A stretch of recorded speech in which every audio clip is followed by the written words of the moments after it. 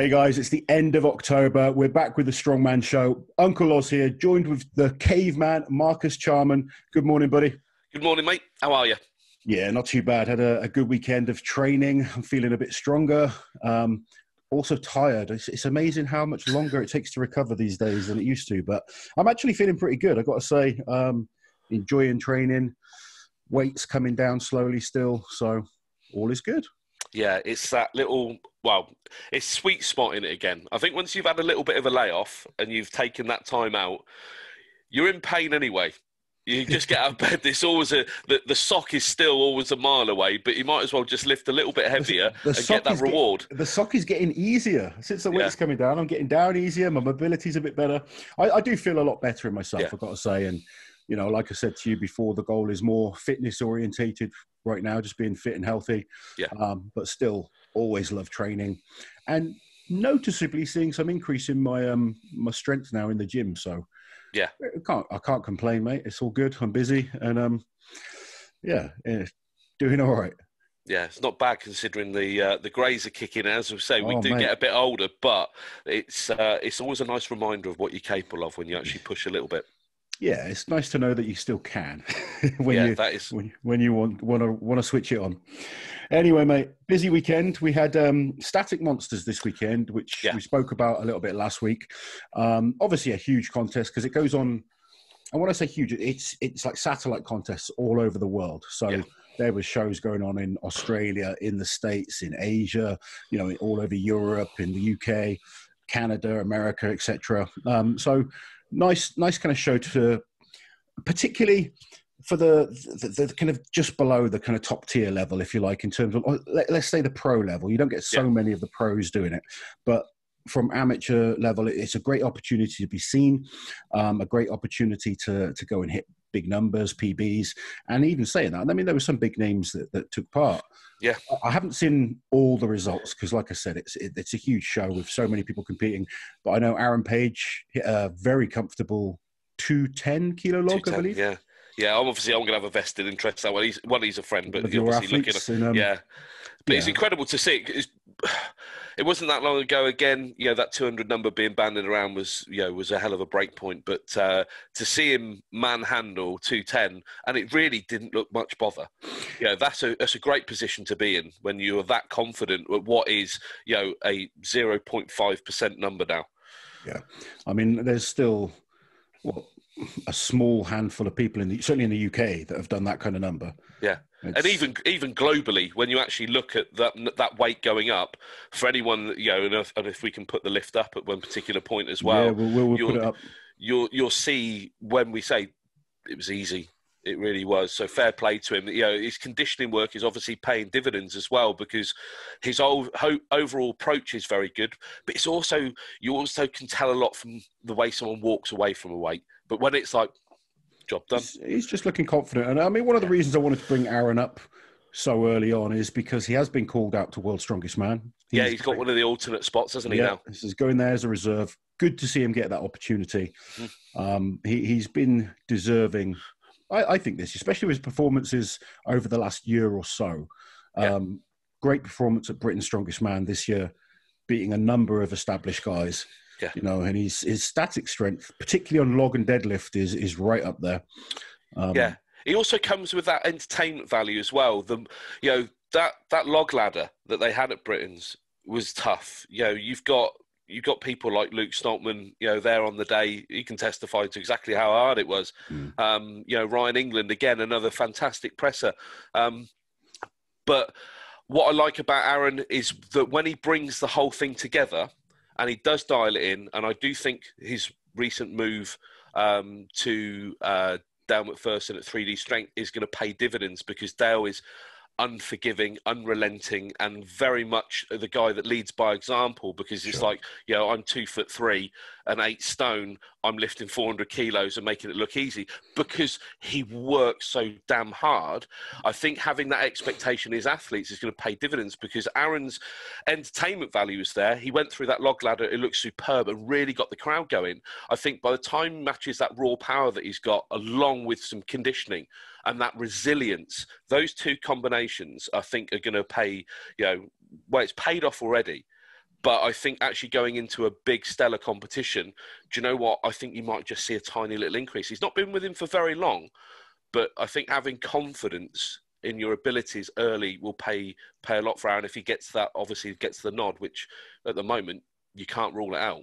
No, I think we're still going to see a number of changes. You know, I've been speaking to a number of athletes that have been invited, a number that haven't been invited, or not that haven't been invited, but for various reasons can't go. Yeah. There's so many, issues this year. So I think as long as, like I said, if you're an athlete on the brink of getting in there, then stay fit. Yeah, stay fit, stay ready, and you never know what opportunities are going to come your way. Yeah. Anyway, a couple of other people I wanted to look at static monsters. Firstly, I mean, I don't know if you've seen any of the lifts this weekend or not. Not a huge amount. No, okay. Not a huge amount. I kept a little bit more of an eye on the phone for England's. Sure. We'll talk about England's in a second. Yeah.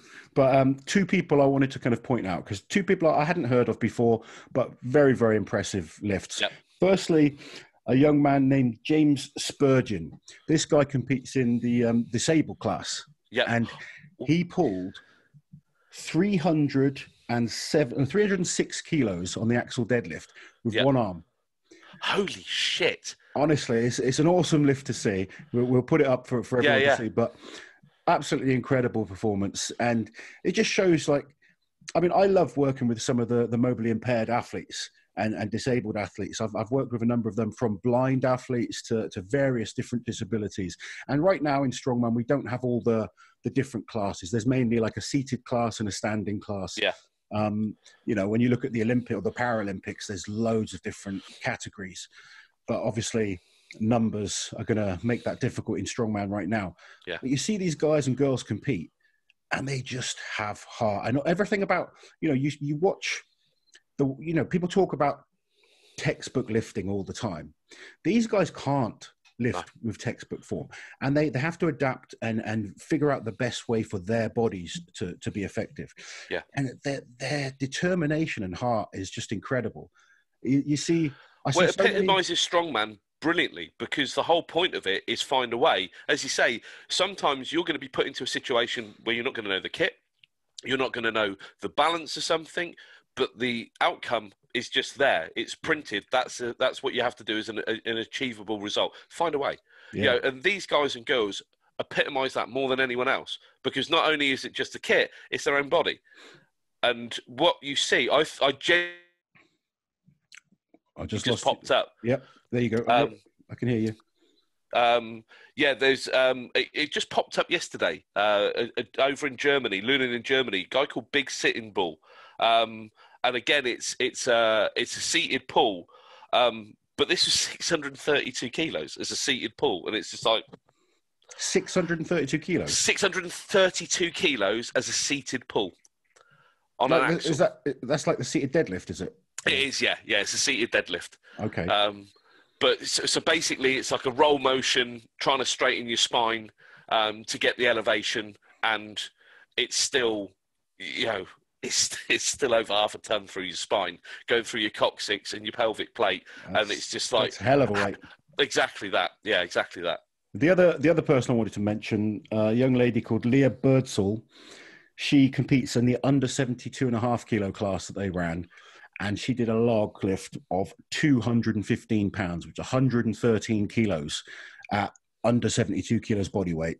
I believe it's a world record. I'd need to check. I think one of the issues we have right now with various different classes is just keeping a track of records is really difficult. And it's a shame that we have that issue right now. So someone out there needs to create some kind of database that keeps up to date on all these things. But it goes back to Strongman needing that better organization. But despite that, take a look at this lift. Leah Birdsall, 250 pounds, 113 kilos, absolutely incredible lift. And again, she's very much like an Aaron lifter. She makes it look easy. It's awesome to see. Yeah, as you say, anything where it's a case of you're making something look easy, that's not just a strength element as well. That's where you got yourself dialed in and confidence comes into play. So, fair play to her. That's incredible. Yeah, 100%. Anyway, Big news this weekend was the release of the athletes for World's Strongest Man. Release of the athletes is probably the wrong word to say. It sounds like they're being held prisoner there. But the athletes that are going to be competing at the 2020 World's Strongest Man in Florida.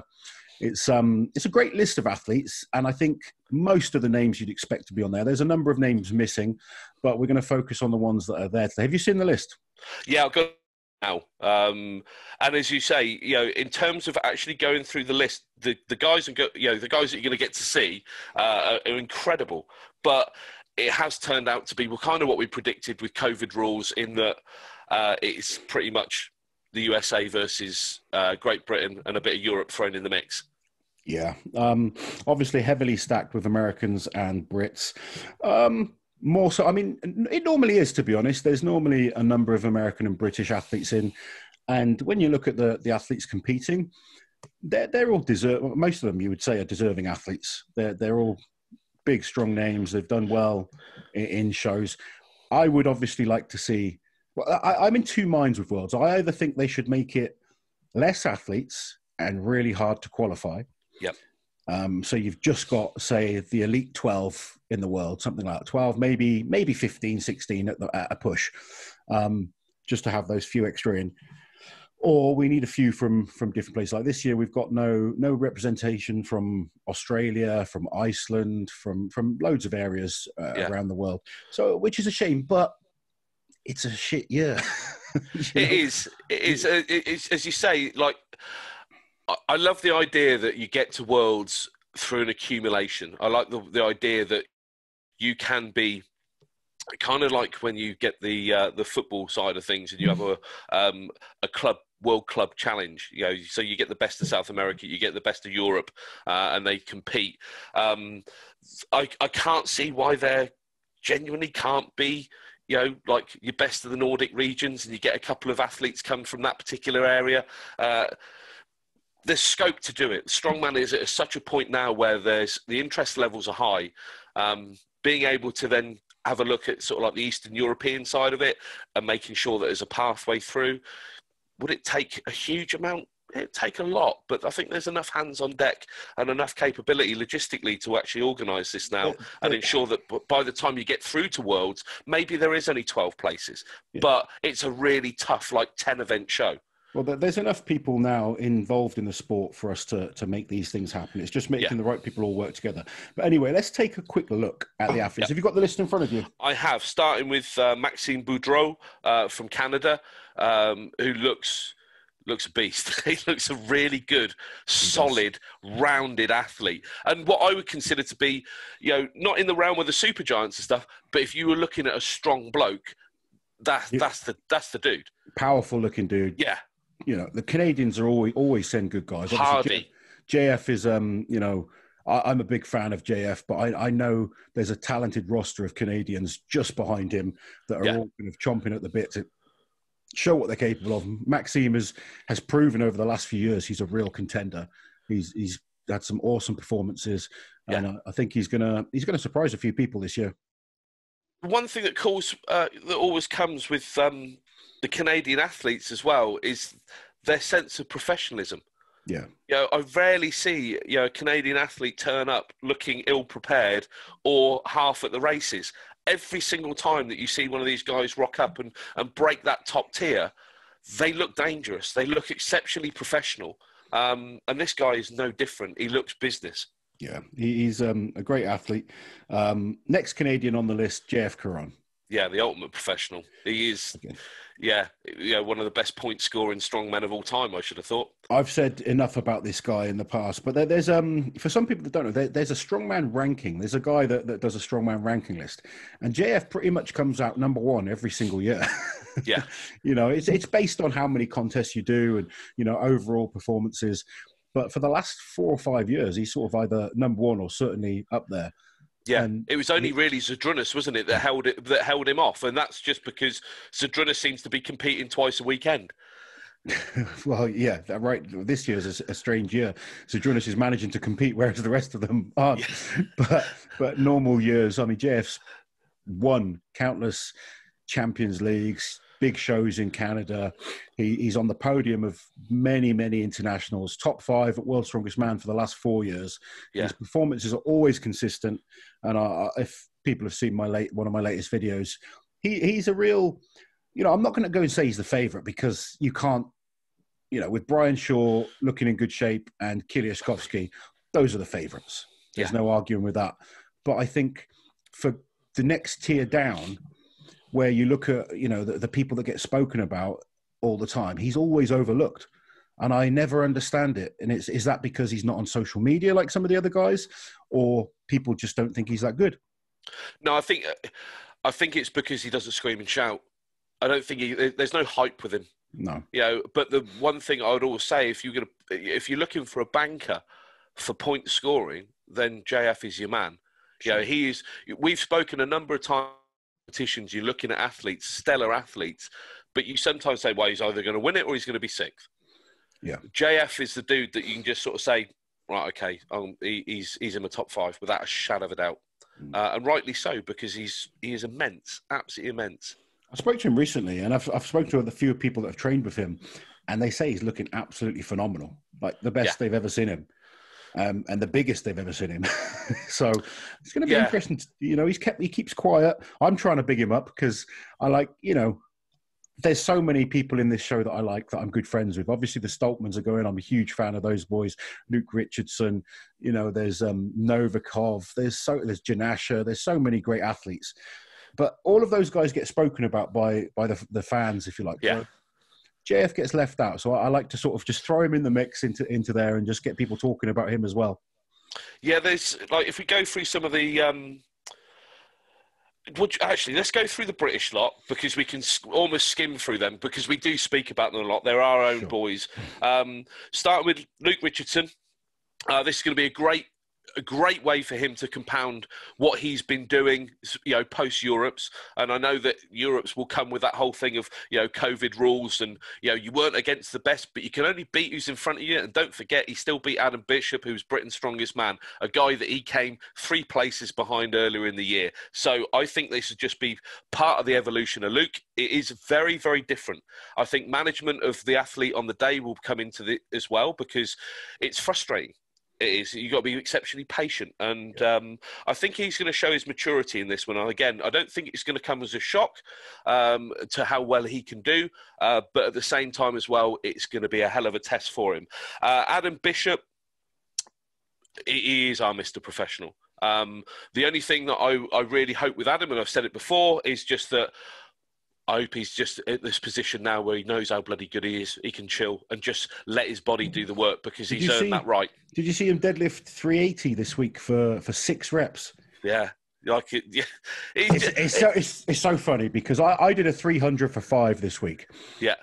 I'm happy with it on my way back up. It's not my best, but it was enough lift. It's still 300 kilos. Yeah, but you get people online going, oh, you competed at Worlds this year. I'm like, guys, no. I am a million miles off that level right now. Go and look at what these top guys are doing.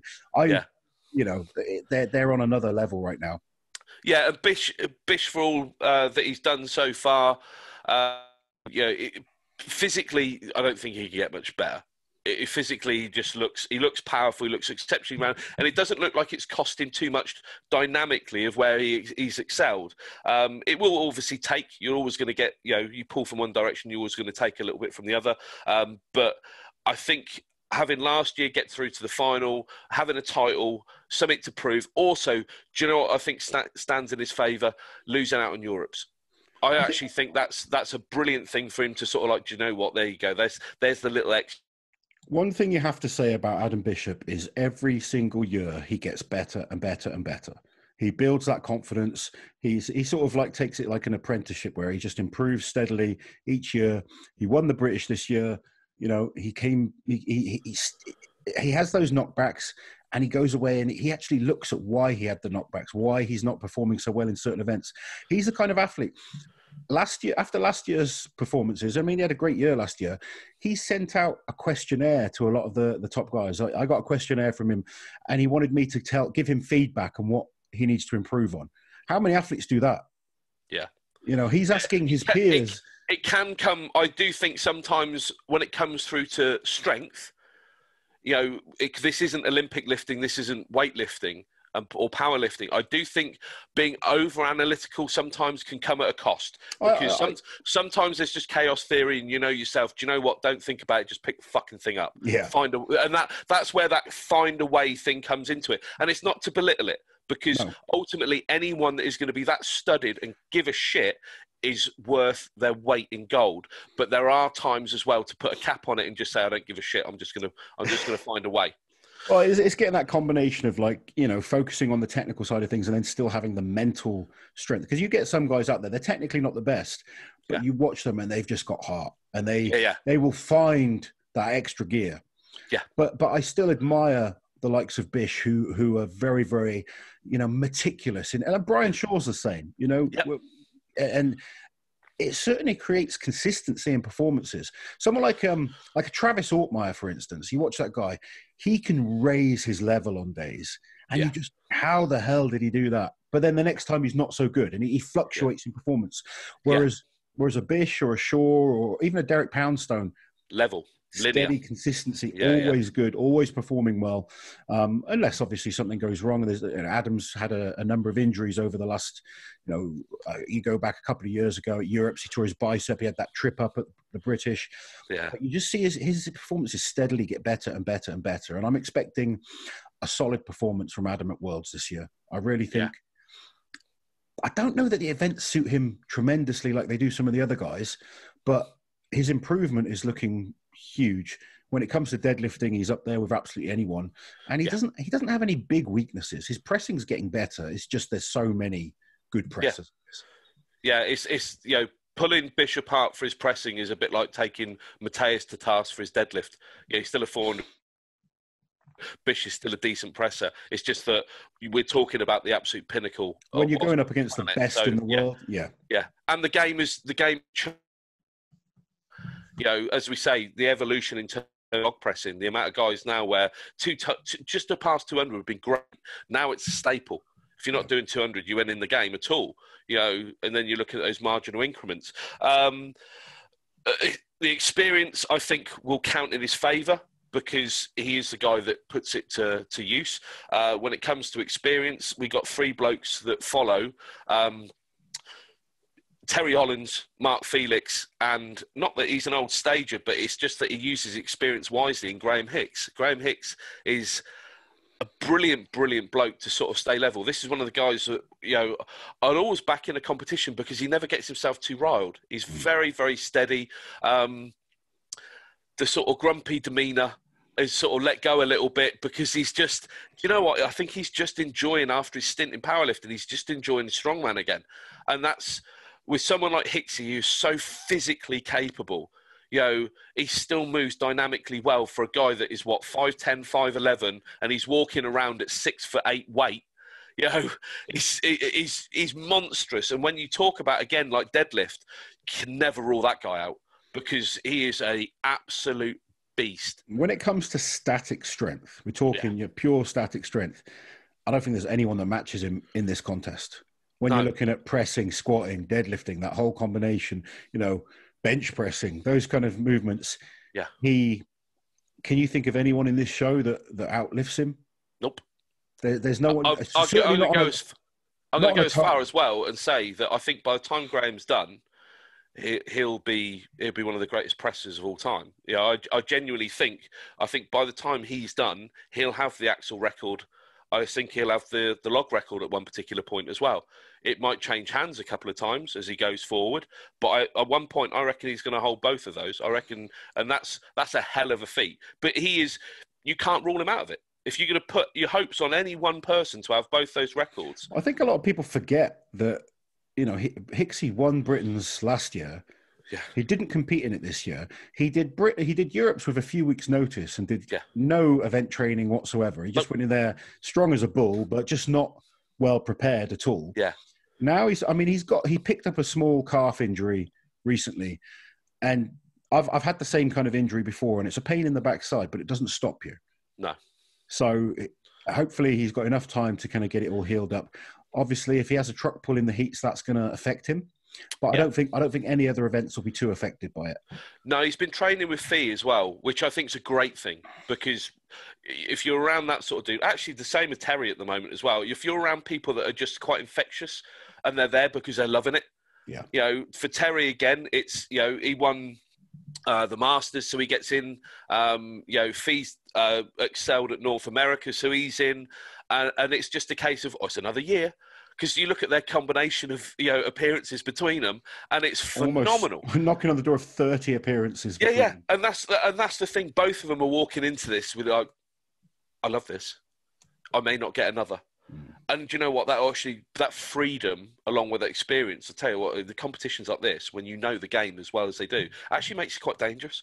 You don't have to, because again, the competition itself has its own chaos theory, but just because of the way it plays out. But going back to Graham, in terms of, he's a guy I can see make the finals. And I think once he's in that mix, if he can stay fit. I actually think the hardest thing for Hicksy will be making the finals. Yeah. I think if Hicksy gets to the final, then he's really excel. Dangerous. Yeah. Because it all suits him, really. The events in the final are very good for him, other than maybe the Hercules hold, which his grip can be suspect at times. We've spoken about this in terms of grip strength and grip endurance. And, you know, again, is training with Fee a great thing on this one? Not really, because it's like turning up with Beckham and just saying, oh, yeah, we're going to practice free kicks. You're naturally fucking good at it. You know, and you've naturally got paws like dinner plates. But no, I think if he's, you know, Hicks is good because he's detailed. Yeah. He has this very relaxed sort of demeanour in terms of, I'm just going to turn up and play it as it goes. No. He will go away. He will work his arse off. He will he makes out he's not trying. He makes out. Yeah, I know. But you know he's putting work in. Oh, mate, yeah. Because he really gives a shit. And he's smart as well. He knows how to train. Yeah. Sometimes Hicksy comes across as like he doesn't know what he's on about. That guy is smart and he works hard. Yeah. And he knows what he's doing. He's a very, very strong man. He's well prepared. You know, he wasn't well prepared for Europe's. Because he breezed in because ultimately he had to fill a gap. Yeah. You know, and it was, go on, do you know what I want to? Yeah. And again, that is probably the best sign of where Hicks is at the moment, because if he's in that headspace of, I want to, then... It's a real funny one with all the British guys. I honestly believe that they can all beat each other. Yeah. Comes down to events. And I've said this for a number of years now, because events make such a difference. They really do. And if you look at last year's Giants live shows, they were all beating each other at different shows. Now, you know, Luke Richardson's come into the mix this year and he's getting better, and I certainly won't deny that. But you look at you take the Stoltmans, you take Bish, you take Hicksy, Luke Richardson. I'd say those guys are the top 5 in the country right now. Yeah. And then, you know, there's an argument between who's next. Terry and Felix, they're still dangerous on certain events, but I don't believe they're as consistent as those younger lads now. And that's nothing against those guys. You know, I put myself in that bracket. I honestly believe I could get myself back to... It's just a change in the guard. But the younger guys they've gone up that extra level, whereas, you know, us older boys, you just come down that little bit. And it's just... But these guys have all benefited because of you guys. As I said, I referred to you guys as like that. I know that. I've spoken about that before, and I appreciate it. But what I'm saying is it's their time now. Yeah. You know, they're the guys they're the top boys in the country that are now going to go on and push for these big titles. And I think having, you know, me, originally it was me, Terry, and Felix, and then Eddie came on the scene and kind of went above again. But these guys have had like all of us to chase, and now they've got themselves into a pack of 5 absolutely incredible world-class athletes. Yeah. So and they say, I think just to round that off, the Stoltmans, Tom again, he's another one that just looks year on year better. You know, let's go back 2 years ago. You sort of like, it's a toss of a coin. Physically, he was phenomenal. You know, and he keeps getting better and better. But do you know what? Cognitively now, he's more adept. He's got an inner confidence, which is brilliant to see, because he's still a young bloke. And then his brother's just getting more and more rounded. He has 2 or 3 genuine weapons in sort of taking on events. But also, I like now he doesn't have to talk about Tom. Yeah. He can do his own thing, and he has that freedom to do it. A very apt word for the Scots. But no, Luke for me is always a brilliant bloke. He is the guy that I would peg as like an ambassador for Strongman as a whole. He's very, very well switched on. I think it would be lovely to see him on a podium. I really would. I'd like to see him pick up a couple of titles before he's done. But if you're watching, mate, I think the importance that you have for Strongman cannot be understated, and I don't think it's something you should shy away from. I think going forward, as we're looking to make all this more cohesive and look after the well-being and the future of not just the sport but the athletes, I think you have a role to play, young man. Without question. I think both of them are awesome. I really do. And I got some exciting news. I'm going to train with them next week. Are you? Yeah. Oh, God, there's a bit of a journey for you, mate. It's going to be a fun journey, but I'm looking forward to it, going to see them before they head off to Worlds. But that'd be good. I'm keeping quiet at the moment. I'm not talking too much about the boys because I want to go train with them and talk to them, you know, and really see how they're doing. But I'm looking forward to that. What we'll do then is we'll have a shift across to the other side of the Atlantic and go to America on this one, and then we'll pick up the best of the rest from around the world, because again, we've got a number of lads in from America. Start with the guys that sort of that qualified through Giants Live, North America. The winner was last year Evan Singleton, he's the guy.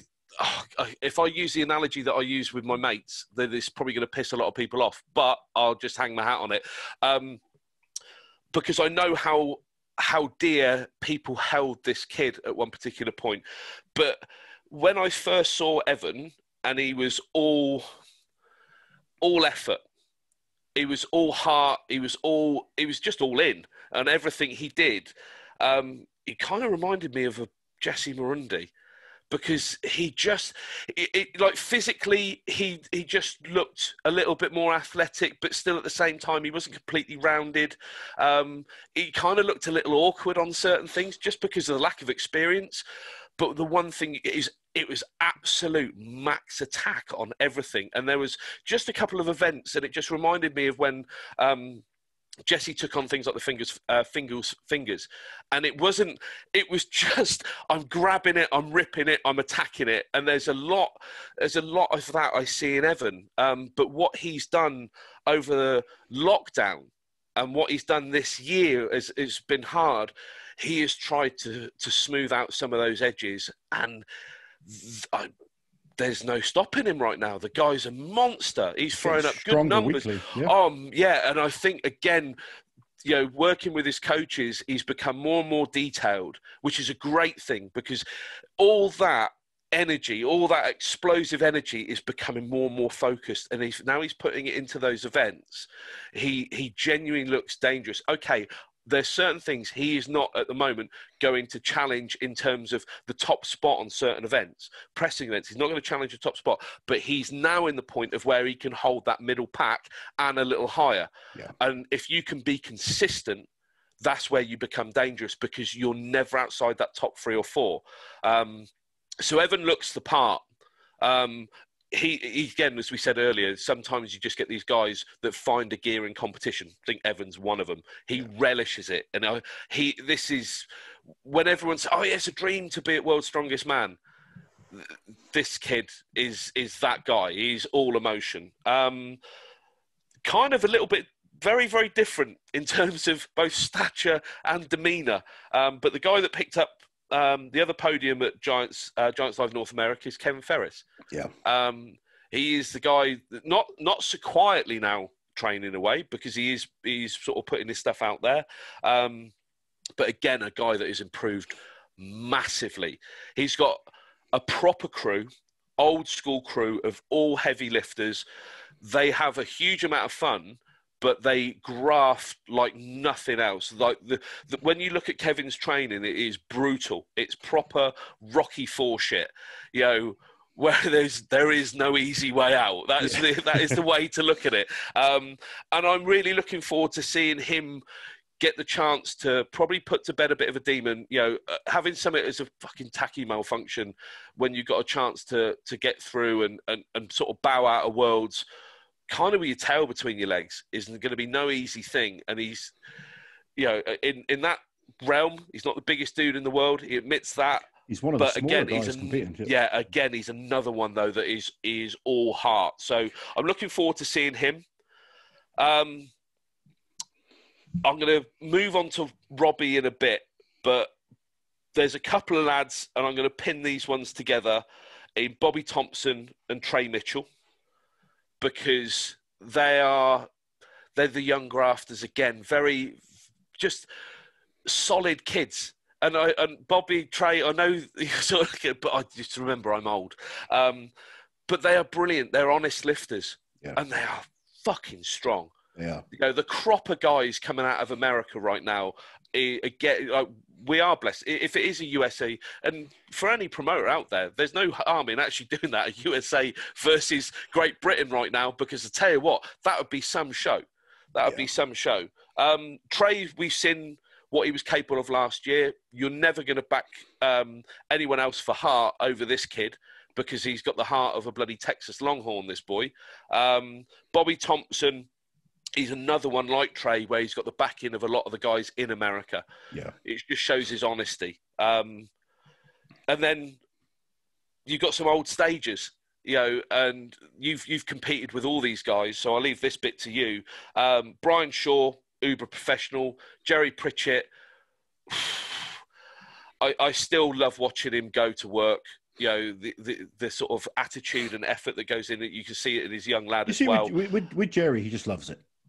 I don't think there's any, you know, it's part of what he does. He's Arizona as well. You're watching this guy like in ridiculous heat. I think the fact that his son's so into it, just motivates him to want to keep going, prove that he's still capable of. And you know, he's been knocked back with a number of injuries, and I sort of can, you know, I can understand what he goes through sometimes, but he's just someone that never moans. He never complains. He just gets on with it, and he's powerful. And it's just good to see him back competing at Worlds, to be honest. Yeah. Jerry's the dude that if I had a choice of people to train alongside in a gym, Jerry to me is the guy that's like an old bull. Yeah. He's the guy that's in the corner. You hear him snotting and snarling and attacking shit, and you're petrified to go over there. And maybe once in 10 years of you training, he walks past you and tells you, well done. And that would mean more as a singular compliment than I think a daily pat on the back from someone that's just happy just to be around. But no, his application to this sport is phenomenal. And then and I'm going to say controversial, because I'm just going to ask an honest question with Robbie. Like, I love Robert Oberst, because to me, he is the epitome of a professional strongman, in that it's a job, and he's done a fucking good job of it. Yeah. But in terms of, and I'm not throwing Robbie under the bus on this one, it's just that when people always ask about the qualification processes to get in, and they state quite categorically, I don't know how Robbie's in. Because, you know, he was at Worlds, but he didn't do North Americas.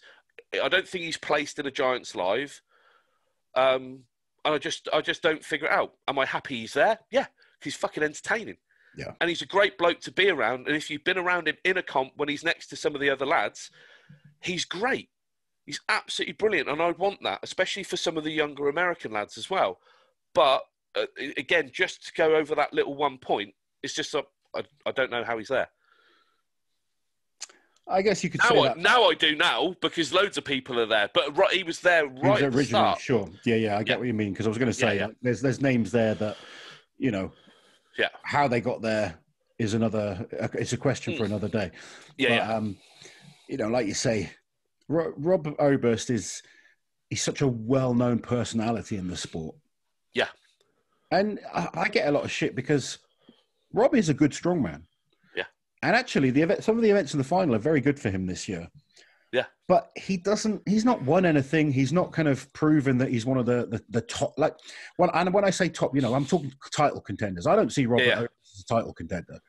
You know, he's got a big following, so people talk about him because it's easy to look good on your own.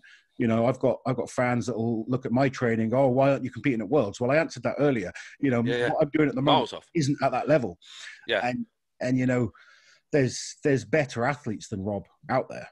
Yeah. So, and be interesting to see what he's like going into this, though, because he's another one where I know he hasn't done much, but those hangovers sometimes, he when he watches people train, he knows the risks to your body.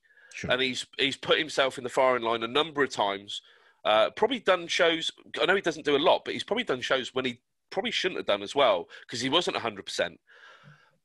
But he's still a big, strong boy. He's still capable of putting up some decent without numbers. Question. And you know the best Robert Oberst I've ever seen is a guy that can breeze in kind of under the radar, and it's fuck you, watch me. And you just never, ever know. You know, I'm not saying that this guy's going to be there and he's going to be stood on a podium, but I tell you what, he's more than capable of upsetting a few fellas along the way. I'll tell you a few areas. I mean, we know Rob's a good presser. He talks about being world record level. I don't believe he's world record level, but he's still a very good presser. Yeah. He's got an exceptional grip on him. Yeah. That's, you know, whatever anyone says about him, Robert's grip is very, very good. Up there with the likes of the massive meat pits. Yeah. You know, and that's, you know, genuinely his grip is extremely good. And he moves well. You know, for a big guy, he's good at yokes, he's good at farmer's walk. Well, he's a proper athlete, isn't he? Rob's weakness is squatting and deadlifting. Yeah. He doesn't have that lower body strength, which is amazing because you look at the guy, he's a frigging monster. You know, his upper body strength is huge. He just needs that little bit more leg and back power. And I think then you'd put him in that contention as a threat. Just a question, because you see this as a coach. I see this on my travels. And to be fair, when it comes through to lower body strength as well, I have been guilty of it myself, in that I was strong. Up to a certain point, there wasn't a squat I couldn't stand up. There wasn't something I couldn't leg press. There wasn't a yoke I couldn't actually physically pick up. But it wasn't until you get to that point of where, oh, hang on a second, we're at some serious weight now. It's all the other stuff, the connective stuff, that he needs to be trained. Is Robert just basically on the receiving end of the fact that, do you know what, at certain bits he was just bloody strong. It's just that when it gets to actually dialing it in for that elite level, he just didn't play the catch-up game quick enough, because he burst on the scene really, really quickly. And he was just strong enough. It's just that sometimes actually filling in the blank sometimes isn't the most desirable bit, and strong enough sometimes isn't actually strong enough. It's a good question. I don't know. I mean, I remember Robert when he burst on the scenes, and he was just a big, friendly bear. You know, friendly, happy to be there. And he's been really smart, and he's focused on the business side of things. Yeah, I will never knock someone for that. You know, we've all got families. That's why I class him as professional. Yeah, and he's done well with it. You know, he is. You know, he's put himself up there with some of the elite strongmen. Yeah, without winning anything. Yeah, which is a testament to him as a businessman. Yeah. But what I'm talking from here, and people get upset with me, and even if Robert gets upset with me, he can come and talk to me. I'm talking about actual results in competition. Yeah. You know, winning shows. And that's all. And I'm not saying he's not a great strongman. He is. No. But when we're talking about, you know, you look at the guys that are grafting and really coming in and winning shows, Robert's not one of those guys. Robert is one of the guys that's created this impression that he's the world's strongest man. And that's great, you know, and I'm happy for him. But like I said, guys like JF Caron, guys like, you know, Janasha, Mateus, they're focused athletes. Yeah, laser lines. And there's and it's, as you said, I think the thing to remember as well, when you basically, he made the grid. This is F1. He made the grid. Yeah. In that alone, that's your compliment, because you're good enough. You got there. It's just that we are talking about, you know, it's no different. Startman's, Luke, you know, you've been on the podium, but you haven't got a Brits, you haven't got a Europe's. No. So it's not being a bitch about it. It's just stating the obvious, because not everyone can. There will be people that will finish an entire career. Doesn't make you any less of a good strongman. It's just that we're always talking, this is a results business, and we're always talking about those top spots. And the thing is, you know, for a promoter, of course they're going to go with the guys that are going to put bums on seats and get people watching. He's also a guy that I'd always want to train with, you know, because he's, you know, one of the guys that we're going to talk about, who is, I suppose, the romance side of it. Everyone wants to see him pick up a title. And for a diligent, you know, uber professional as Brian Shaw, I've been lucky enough to train with Brian. He's a miserable bastard. It was hilarious. It was probably one of the funniest things that I've ever done because, you know, thank you, Mr. Terry Hollands, for inviting me to train. But we end up, where were we? In Manchester. And I don't know what shit gym it was, but it was one of these chain horrible fucking things. Where every sort of implement is coated in a thin layer of shit rubber for whatever reason. And whilst they took the piss out of Terry for warming up with bands, because he's obviously doing his thing at the time and the bodybuilding and so on and so forth, Brian just stood around moaning for about 20 minutes because everything's either too light, he doesn't fit, or it's covered in fucking rubber. And it was just a case, Brian, I know you don't know me, but can we just crack the fuck on while we're here? Yeah. And he was brilliant when you're doing it, but he did like a bit of a whinge. But the romance side of things going into this one, I think you've got to have a heart of stone not to want someone like that to pick up a title. And, you know, I know he's obviously got an eye on the evolution of the sport because he's doing his own thing as well. But to mention Brian in the absolute pinnacle of strongman, I'd love to see him have that title. It's just that when I look at that list of all these other names now, I wouldn't want to begrudge someone of their first. And I'm sorry that comes as, you know, someone's always got to lose out. It's just that I think if Brian was going to do it, I'd want him to do it before, but now it just feels that if it did, obviously if you win it, you win it. But we're talking about romance. I look through that list now, and there's other people I would want to see on that podium ahead of him. Okay, that's not a personal thing, other than it's just a case of, you know, you're amazing, absolutely amazing, one of the best guys I've ever seen compete. One of the greatest strongmen of all time, and he's evolved the game. Yeah, because he's evolved the game for so many more. Eddie Hall would not be the Eddie Hall he is today without Brian Shaw. I'll tell you something about Eddie. Eddie used to have a picture of Brian in his car. You know, that was his target. He was like, look at him every single day. Mate, he's the benchmark. Yeah. He is the benchmark, because if he couldn't, that whole thing, find a way. No one's done this one yet. How do I get better? Trying new things, a bit, you know, being experimental, looking into different areas of the sport. Yeah. Without question, he took it to another level. Yeah, his importance on the sport is... Like I've said already, I mean, I don't want to talk too much about Brian because I've already done videos on it, and, you know, everyone knows, I believe this is a fight between Brian and Mateusz. Yeah. If I'm totally honest.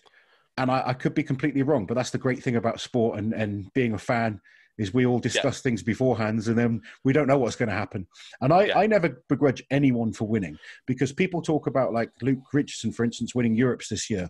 Yeah. All you can do, like, people go, if such and such, in front of you. Yeah, people will say, if such and such turned up, if this, if that. You can't go on ifs and buts. No, what happens? Bollocks should be your uncle. Yeah. You know, the times when people will say, Thor's not competing. Well, Thor didn't win last year. You know, I beat Thor at Europes, and he was a better strongman than me. I'll sit there in a minute. But you don't know what's going to happen in a competition. People make mistakes. Sometimes people don't turn up in perfect shape. Sometimes people have personal issues going on that will affect... I'm going to counter that to a little bit, just because I don't completely agree with the sentiment. Thor was stronger than you. On a certain day, he wasn't a better strongman. Well, look, on that day, I was the... I know it's semantics, what I'm talking about, but I think one of the issues with strongman is the name. People will go, like, I've posted up the videos of some of the lighter weight category World's Strongest Man winners. Yeah. And people will go, but he's not as strong as such and such powerlifter. Well, that's irrelevant. The title that he won is the World's Strongest Man. So last year... Martin's list is the world's strongest man. Is he the strongest man on the planet? No, that's a different argument. But he won the competition, so he can use that title. Yeah. And, you know, I won Europe's strongest man that year, so I could use that title for that year. But if we're just comparing static strength, that's something completely different. What we're talking about is who is the best strength athlete in that competition with these particular disciplines. Yeah. And my favorites for this show coming up are those two big names. But does that mean they'll win? No, it doesn't. There's a whole host of hungry athletes that are going to be chomping at the bit, waiting for a mistake, waiting to see what kind of shape these people turn up. And I've said this many times to my own athletes, and it's a philosophy I've used every time I compete. Focus on yourself. Bring the best you can to a competition. Give 100% on every single event. And what will be, will be. You all to win titles, you need a little bit of luck sometimes. Yeah. You need to firstly be well prepared. You need to be good enough. There's no doubt about that. You can't just jump off the sofa and say, I'm going to go and win this and hope for the best. That's not going to work. You've got to prepare well. But if you although for some Americans that is literally the case right now. I know what you're saying. But you got to get yourself within that ballpark of a certain standard, and then it comes down to many, many factors, and that's sport for you. If we knew exactly what was going to happen, it would be boring. Yeah, that's why you hit the nail on the head, and it's one of the things that translates from so many different sports. Control the controllables. Anyway, before we keep blabbering on to the rest. Yeah, let's have a look at who else is competing. So, one, I'm really chuffed. Again, the romantic side of things. Paro Dwyer, good lad. Chuffed to see you in there. When you talk about character, you can't get much bigger than Paro Dwyer. He's a brilliant, brilliant bloke to have around. I think he will genuinely add to the whole show, just because his demeanour. But by Christ, he's looking very, very strong. Konstantin Janashia, again, he's quiet, hasn't he? He has, and it's just that off his last showing as well. It's like, is he going to be at the races? I don't know. I expect a much better Janashia turning up at Worlds than we saw at the 400 kilo deadlift for reps for the World Ultimate Strongman. Without sounding harsh, you can't get much worse. Well, you say that. He still pulled 400 for 2. And if that was a gym lift, people would be going, Jesus, that's incredible.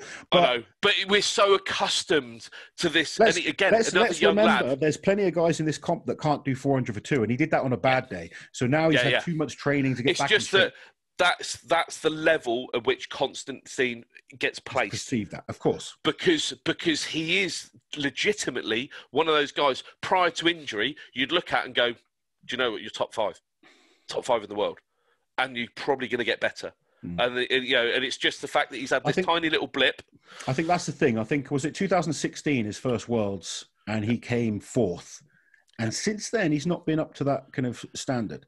No, but we've got this interchange, haven't we? I can't really say anything. 2011, I came 4th, and then I never bettered it because of injuries and then new people coming through and different events, etc. So it's going to be interesting to see if he can get himself back to that level. But one thing's for sure, an in-shape, fit Janashia is a danger to anyone. Yeah. I think he will get back to that level. I think it's just inherent. The Georgian boys as well, something a bit special. It's just yeah, exactly. Well, yeah, that's it. There is, that whole thing of, I will do it. Okay, I'm going to put my mortgage on it. It's just that, will it come this year? Well, I can't see it. Ivar Smokstelis, the name that I feared when I first met him in an airport in Gatwick. Yeah. But I really like this lad. I really like this lad. Like, I'm in a bit of communication with him, and he's. This is the level as well where I love Strongman. One of your I don't know if he's an ex-client or still a client, a young German lad, has moved out basically to Latvia. Yeah. And I just sent him a message. Carl. So I sent him a message and just said, Ivar's is in the same town as you. I'll send him a message and you go train, and it's just not a bother. It's just not a bother. It's just like, if you're interested in the sport and you want to be, he's just so accommodating. He's always sort of said, oh, mate, if you're out this way, come and train. But this is a guy that I saw in an airport, and it's just like, anyone else just sort of stood round, goes outside for a quick smoke, and then he just strolls on in. But his application to the sport and the way he goes about it, again, he's another one a bit like Maxime. He is the epitome of a strong man. Sure. It just looks like if he was doing an office job, he'd still look the same. It's just that, do you know what I'm going to do? I'm going to chop a tree down, just drag it out the woods. Yeah. He's just a strong bastard. He does very well in the Champions League shows. Yeah. He's a good athlete. He's not. I mean, he came 3rd, I think, last year in his group in a tough group. He's had some. Mate, he's rugged. He's just robust, and that's another one. When you're looking at the sort of, okay. Sometimes you don't always have to be this stellar winning athlete to be a really good strongman. Sometimes he's another one where if you had kind of like a dream team, you had to pick certain people, and he might, from 10 million euros through to 1 million euros, he might be a 3 million euro athlete, but you'd pick that dude with knowing that he is going to get you the most points per euro. Sure. Because he's reliable. He's a guy that just, you know, he may not have like that stellar event, but you know what? He ain't going to come last in it. No. He's still going to be putting in another shift. And I like seeing people like him because he's an honest grafter. And again, it brings on to the next one, the guy that I championed for a place at Europe's, and that's Irvin. Yeah, Irvin Toots. Mate, he's been around, what, 2 years? That's it. 2 years he's in at Worlds, and do you know what? He ain't going to look out of place. He really isn't going to look out of place. We're seeing more and more of him. Where are we going? I suppose we got Martin Forsmark. Martin Forsmark from Sweden, another good, experienced athlete. He's been at Worlds, I believe, 3 times actually. I said 2 times in a video recently, but I think he's been 3 times. Came second at Sweden's Strongest Man recently, which, you know, Johnny Hansen really dominated Sweden's, and I spoke to him recently. Unfortunately, he said just 2 weeks, 2 to 3 weeks prep is just not enough to be in shape. He wants to go to Worlds preparing properly for it. That's what you know, and I get can't knock him for that. No, especially with this year, and there's a few athletes missing due to various different reasons. But I'm going to talk about that in a separate video anyway. So we'll concentrate on the last few guys. The 2, you know, 3 lads that we all know. Shivlakov, just a monster, just an absolute monster. Now in his 40s, still kicking ass. Just picked up a world record. You know, shed blood again. He's leaving. Mate. You're just picking up some static suddenly. Oh, right. Speak again. Hello, 1, 2, testing. It happens every fucking week, doesn't it? Yeah. Shall I do that whole try it. Then if we get to a certain time and it's just like, fuck you guys, you've spoken too much. Try it again. Bastard. This is where my mobility's fucking carrying. Oh, you fucking... There we go. I can't get it in the hole, Liz. Good, she can't hear that. You sound good now. Let's go back to... So we'll just start from Mikhail Shivlakov. Shivlakov, yeah. Right. Hi. So then you got Mikhail Shivlakov. I just smile. I just smile when I see that guy competing. Yeah. Also start looking around just to see if there's a medic around, because, you know, with some wipes, because he's going to leave blood somewhere. A perspex glass is needed if you're going to be in the vicinity of him lifting. He's just mega, because again, it's absolutely all guns blazing, and he doesn't give a shit what falls off of him trying. But has he got to the point now where, as a whole, especially over something like as heavy and as brutal as Worlds over a period of time, is it gonna work for him now, or is it gonna work? Experience wise, he's up there. It's just, again, is it now the changing of the guard? Well, 6 times he's been to younger boys now are all made the final once. 2015 was the only time he's made the final, and to be fair, that year his group kind of just fell apart with injuries and stuff. Yeah, but he seems to do better at the one-day shows. I know we all say he comes back. Yeah, because you can just about cope and patch yourself together in 2 hours. Yeah, but he's waking up the next day if you've got something torn out and you're trying to walk down to breakfast, then you've got to be on the coach, then you've got to sit around for 3 hours, nurses. And I'm not saying or wish him, you know, it's just that more often than not, he has got some miles on the clock now. And he does tear out. So, and then you just got the 2 really young lads in Alexei Novikov, again, refining as he goes, monstrously strong. I mean, I'm looking forward to seeing him this year, because last year, last year he just competed in everything, and I think he just burnt himself out as the year went on. This year, he's not been able to compete so often, so I think we're going to see a good Alexei. You know, he's had that extra year of training in the gym. His heart is unbelievable. You know, you can't deny this guy's determination, and you watch him compete, he just gives everything. I think he could surprise people. I mean, not a huge surprise, really. Everyone knows how good he is. Well, yeah, that's it, isn't it? It's a surprise, but not a surprise in that, do you know, it's not like you didn't see this guy coming. No. It's just that when you have the big lineup of guys, it's just like, it doesn't, like a Kevin Ferris, he doesn't stand out. Yeah. And that again makes you dangerous. But the guy that does stand out, and that's the Polish Terminator. One of the oddities in there, which obviously we know that there's going to be a few surprises, but do you know what? It's actually nice to see, because I've never heard of him. And it's no disrespect, Gabrielle, but we got Gabrielle Penner, who's representing Mexico. I think for all intents and purposes, he's another guy based out of North America. Yes, from what I've heard, he in Texas. Yeah, I've heard good things about him. He's a tidy athlete from the little bits of Instagram that I've picked up in the last 72 hours. Yeah. But again, it's just nice because you never know. Again, this is one of those things where I think, you're going to get some, Magnus for Magnuson coming out of nowhere.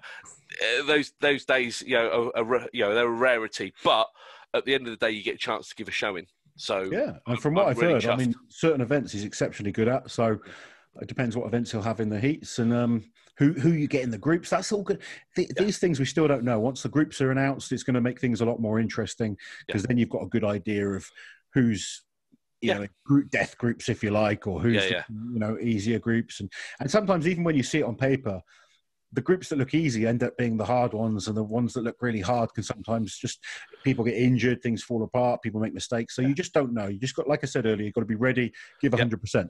The last man, the man that he's been the nearly man for the last few years. He's won countless big shows now, though. But Kiliazkowski, what an athlete! Firstly, Polish Terminator, and he is mega. He is absolutely mega. He's one of those ones where you really hope he doesn't have that ending legacy of a nearly man because he's too good. Yeah, he is too good, and I know that's been. We've had people that have been too good. We've had a Derek Poundstone in this lifetime of where he didn't win a Worlds and he was too good not to, and you don't want. What Mateus is all the way from the amateurs is he's just been that natural evolution every year, bit bigger, bit better, didn't balloon, didn't ever, even in off season, even when he's been injured, he still looks like the dude that you want to look like. Every time you see him, he looks the same. He doesn't look like he balloons up and down. No, he's just like 4 or 5 kilos heavier, carries it immensely well, moves brilliantly. He does have that sort of stoic sort of look about him, like he's analysing the room in sort of infrared to see what's a threat. But he's just, we know he has fun. We've seen the little skits with people like Romark and Martins. I don't know if it takes away from him one of his attributes that if he just dialed it down a touch and learnt, in between, just to sort of zen out a little bit, because some people are bound to get better with pressure, and as you say, with pressure you make diamonds. It's worked so well from up to this point. You need a little luck, but he's one of the guys I'd love to see at the top of the podium, just to see how far he can then take it. Second the last 2 years, he's without question. If he comes in shape and he's not, the big question people keep asking is how's his tricep? Yeah. Because obviously fully fit, he's an incredible presser. We've not seen much pressing from him.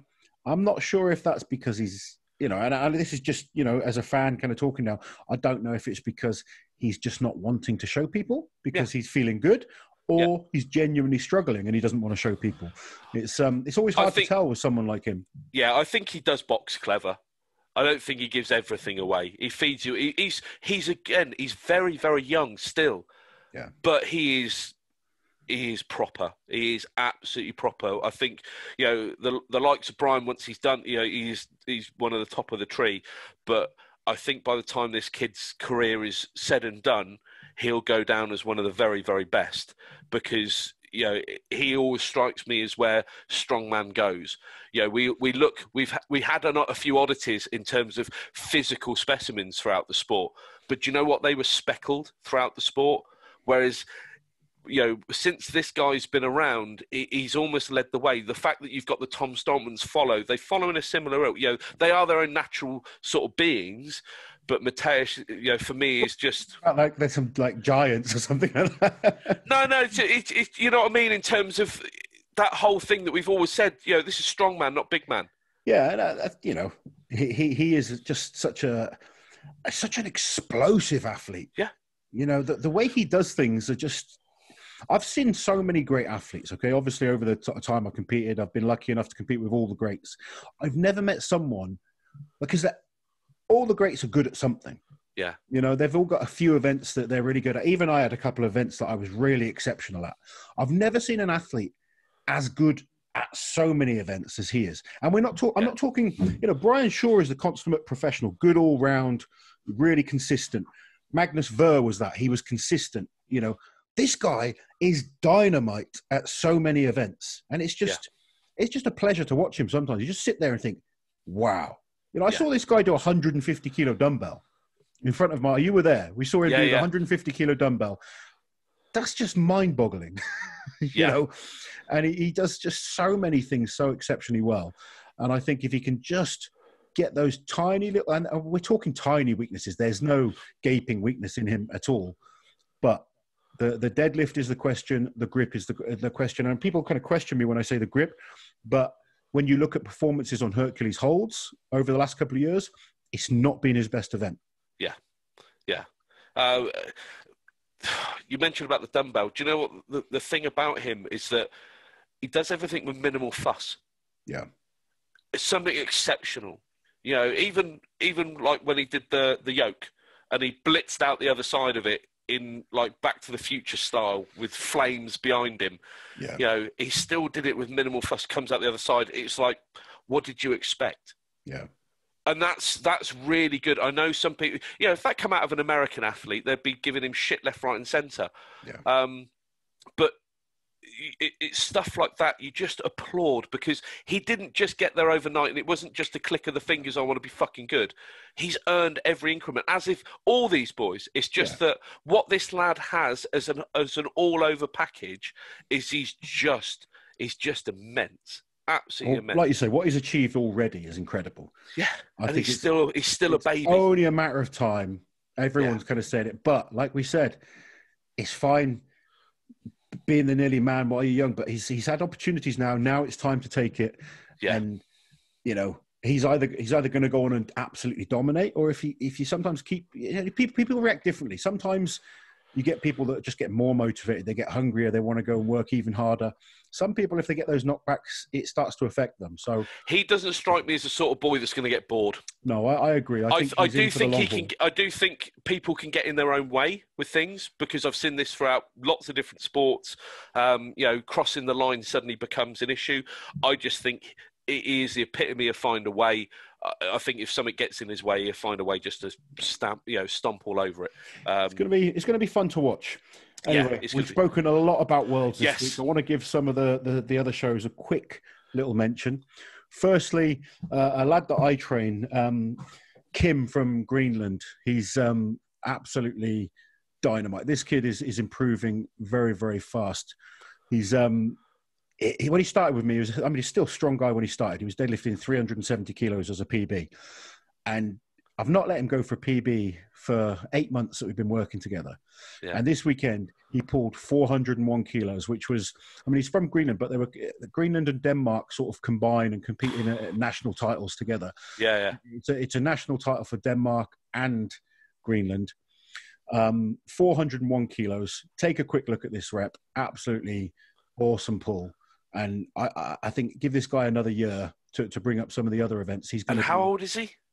He's older than you think. I think he's sort of like late 20s, early 30s. But he's had no he's a baby then. He's still a baby, yeah. But Kim Uyuraks, he's called, and he's doing very, very well. I'm convinced he's got a comfortable 900-pound deadlift in him at the moment. I think with another year, his deadlift is going to go world class. His pressing's getting better. It's probably, we talk about strengths and weaknesses in athletes. Yeah. He's a 160, 170 log lifter. Yeah. So at world level, that's weak at the moment. But he's improving, he's moving well, his fitness is getting better, he's putting size on, and it's so hard for them to train out there in Greenland. You know, there's not. He's literally so far ahead of everyone else. Yeah. So I'm hoping to get him over to come and train with me. But I just wanted to give him a little bit of. He'd probably appreciate the daylight as well. Yeah, I just wanted to give him a little bit of exposure because there's so many, as we know, there's so many great athletes that are just hidden gems out there. Yeah. And obviously being in the UK and the States and stuff like that, we're blessed. We get those opportunities. Whereas I know there's others. You know, I just playing the cards you dealt. Sometimes I know this guy and I want to give him that opportunity, but there's others out there, and I know you've been looking hard to find various people. So that being said, I'm going to hand you over to Marcus now for this week's Caveman Corner. Yeah, it was there's been a few people, as I say, there's a little bit of a list and a bit of a backlog at the moment. But I said last week there was a 17-year-old that I'd spotted. It just popped up on a few lists, and it was just watching someone do 135 kilo a hand. Farmers, and you might just think, well, okay, 135 kilos a hand, but this is Sweden's strongest woman under 82 at 17 years old. 17 years old. Cassandra Annegren, she's just immense. Obviously, not been at it that long. She's only 17. But by the look of it, Olympic lifting, weightlifting, bit of powerlifting, all crammed into the last sort of 2-3 years. But go and watch her yoke. Go and watch her farmers. Go and watch some of the sort of more moving events, but watch everything else as it goes in line as well, because the deadlift is sort of in and around the sort of 180, closing in on the 200 mark. As I say, she is a baby. 17 years of age, already a title winner.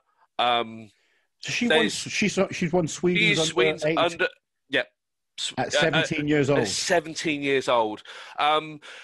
You know, like you find people that just have a bit of business about them. Like there's a bit of intent, a bit of purpose. And you normally find that in the people that have been around a little bit, they've had a few knocks and stuff like that. When you see that sort of glare from someone at such a young age that's clearly got an eye on what they want to do and what they want to do, not what they'd like to do, what they want to do. This is where she stands out, and she's a bit special. Her English is a damn sight better than my Swedish. I'll leave her to introduce herself and then, take a look at some of her lifts. Hello, my name is Cassandra Annegren, and I am 17 years old, and I come from Sweden. I started competing in Strongman when I was 15 years old, and today I am Sweden's strongest woman under 82 kilos. My favorite events in Strongwoman are deadlift and mobility events with weights such as heavy farmer's walk and heavy super joke.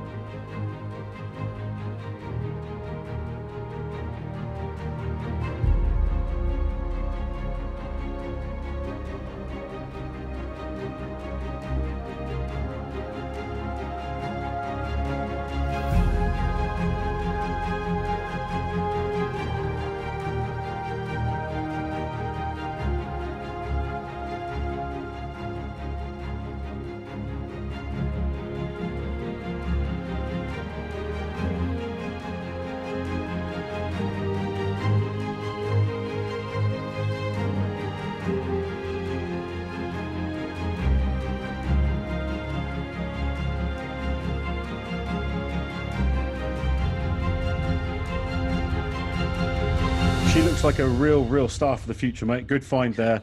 Yeah. I always love seeing the kind of Caveman Corner and these kind of little hidden gems that you find all over the world. It's there's so many as well, so please don't lose faith. It's as I say, at one particular point, as this all grows as well, I'm pretty sure this will evolve into being able to give more and more people a little bit of a separate spotlight and getting people on to have a bit of a natter, because it's just a case at the moment we're just sort of picking a few out. And I know with the women's, like there was England's at the weekend, there's not been a huge amount of information that's come out of it, so please don't think we've like skimmed past and just not sort of acknowledged it. We know we got Britain's coming up thick and fast, so there will be more. We'd be more attentive to that and be able to and dish out a little bit more information. Did you see much from England's this week? In terms of just the fragments, the odd text from people that you're associated to and stuff like that. Obviously, one of the things that's been a little bit difficult is like I think they were told not to sort of film anything or put anything out. So there's not much to look at, because without that, you can look at numbers on the page and you can see the people. We spoke about Annabelle Chapman recently. She won her group quite convincingly. Lucy Underdown came second. The 82s, it looks like there's a really good battle all the way through in there. And then one of the hotly contested categories, the under 62s, looked brilliant because that looked like it was nip and tuck all the way through. Is it Farah in there with then you got your Chloe Brennan, it's a good Shannon group. Yeah, and then people like Shiv and stuff like that. It is, and it looked like it was nip and tuck all the way through. It's a shame there isn't any footage to go along with it, but let's build up the anticipation to what's going to be an amazing Britons. I'll be training with Farah later today, so I'm going to try and find out a bit more. But Farah Fonseca won. She's one of my athletes, so I was very pleased to see that. But I've got her and maybe Andrea doing the British. So we're all hooking up later today for a session. It would be nice to see Andrea do the British. The one reason I would love to see that is 5. Stringing drive for 5, different drive for 5. Yeah, it would be amazing because just to have that on your CV early, I think that's tremendous, absolutely tremendous. Not to take away from what she's done already. I think there's not many people that have owned 2020 like she has. I mean, we've just seen the young Swedish girl who's incredible, but we do have some fantastic girls in the UK right now. So we are hopeful that the shows become a little bit more open. We can see a bit more in terms of results and actually give these girls the recognition they deserve. Yeah. Because a competition behind closed doors without any, this isn't even going to be on TV. It's not like the Giants live shows where at least we're going to see that on TV. No. This is just... Yeah, there's a limited window for people to showcase what they can do anyway. I think being starved of that information is hard. We need to give them that opportunity. So hopefully at the British, there'll be a bit more... Well, there you go. A little thing to Ant Brown and the guys at 100% CA. Get Uncle Loz down. And maybe Loz can give you a little bit of extra coverage as well. We can just try and, whatever it might be, just to give the girls that opportunity that they deserve. That's it for this week. I'm off to train, actually. I've got keeping these girls happy is hard. Training girls is hard work. Thought we were going to turn that into a Borat moment then. But no. Yeah, we'll leave that one for another time. No, mate, we've seen some of the work that they're actually putting out at the moment, giving them a competition, looking at the fact that everyone's starting to step their game up as well. I do want to give a little bit more airtime to it because just the whole sport, the women, the disabled side, the under 105s, the under 80s, the under 90s, whatever it might be. Yeah. It's all growing. It's all getting bigger. It's all getting better. We just need to keep showcasing it and working together to sound like Bob the Builder now. But you know what I mean? We want to keep these opportunities opening up for all these incredible athletes. Yeah. Right. You have a good week, my friend. I hope everyone's enjoyed this week's show. We had a few technical issues with internet and, modern problems. Thank you, Swindon Borough Council. Hopefully it's hitch-free next week, and we'll see what's cracking.